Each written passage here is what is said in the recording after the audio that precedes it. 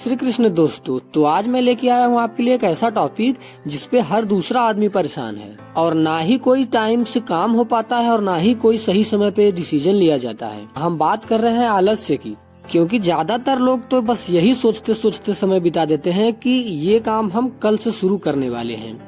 तो इसी टॉपिक को आपको समझाने के लिए आज मैं एक छोटी सी कहानी आपको सुनाने जा रहा हूँ। उसके बाद आप खुद ही समझ जाएंगे कि क्या करना चाहिए, कैसे करना चाहिए। तो बिना आपका फालतू समय लिए चलिए सीधा कहानी शुरू करते हैं। और ये कहानी है एक शिष्य और एक गुरु की। एक शिष्य अपने गुरु का बहुत आदर सम्मान किया करता था। गुरु भी अपने इस शिष्य से बहुत स्नेह करते थे, लेकिन वह शिष्य अध्ययन के लिए बहुत आलसी स्वभाव का था और सदा अध्ययन करने से दूर भागने की कोशिश करता रहता था। अब गुरुजी कुछ चिंतित रहने लगे कि कहीं उनका यह शिष्य जीवन के संघर्ष में पराजित न हो जाए। कि आलस्य इंसान को पूरी तरीके से नष्ट कर देता है।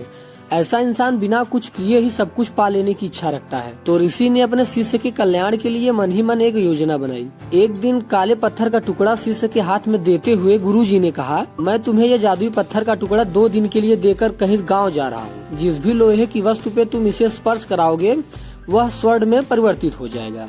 पर याद रहे कि दूसरे दिन सूर्यास्त के पश्चात मैं तुम्हें इससे वापस ले लूंगा। शिष्य इस अवसर को पाकर बड़ा प्रसन्न हुआ, लेकिन आलसी होने के कारण उसने अपना पहला दिन यह कल्पना करते करते बिता दिया कि जब उसके पास बहुत सारा स्वर्ण होगा तब वो कितना प्रसन्न होगा, सुखी, समृद्धि, संतुष्ट। और उसके नौकर चाकर होंगे, उसे पानी पीने के लिए भी उठना नहीं पड़ेगा।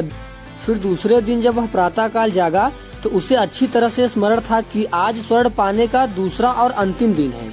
उसने विचार किया कि आज वह गुरुजी द्वारा दिए गए काले पत्थर का लाभ उठाएगा। उसने निश्चित किया कि वो बाजार से लोहे के बड़े बड़े सामान खरीद कर लाएगा और उन्हें स्वर्ण में परिवर्तित कर देगा। दिन बीतता गया, पर वह इस सोच में बैठा रहा कि अभी तो बहुत समय है, कभी भी बाजार जाके सामान ले आएंगे। उसने सोचा कि अब तो दोपहर का भोजन करने के पश्चात ही सामान लेने के लिए निकलूंगा।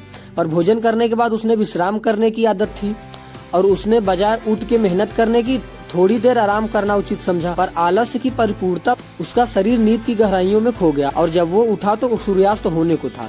अब वह जल्दी जल्दी बाजार की तरफ भागने लगा, पर रास्ते में ही उसे गुरुजी मिल गए। उसने देखते ही उनके चरणों में गिरकर जादुई पत्थर को एक दिन अपने पास रखने के लिए याचना करने लगा, लेकिन गुरुजी नहीं माने और उस शिष्य की धनी होने का सपना चूर चूर हो गया। पर इस घटने की वजह से शिष्य को बहुत बड़ी सीख मिली।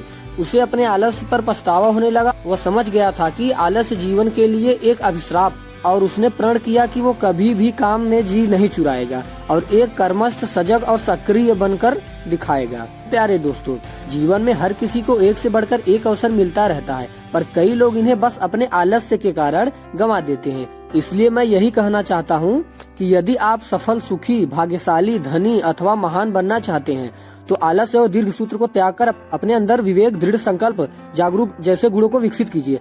और जब भी कभी अपने मन में किसी आवश्यक काम को टालने का विचार आए तो स्वयं से एक प्रश्न कीजिएगा, कल क्यों, आज ही क्यों नहीं। तो इसी के साथ ये कहानी तो समाप्त हो जाती है, लेकिन अगर आपको इस कहानी में कुछ सीखने लायक बात लगी हो तो कमेंट में जरूर बताएं। और बिना आलस्य किए आप इस चैनल को लाइक और सब्सक्राइब जरूर कर सकते हैं, ताकि आपको हमेशा इंटरेस्टिंग और नॉलेजेबल वीडियो इसी तरीके की सबसे पहले मिलती रहे। तो मिलते हैं आपसे नेक्स्ट वीडियो में, तब तक रखिए अपना ढेर सारा ख्याल। हमेशा खुश रहिए, मुस्कुराते रहिए और सीखते रहिए। धन्यवाद।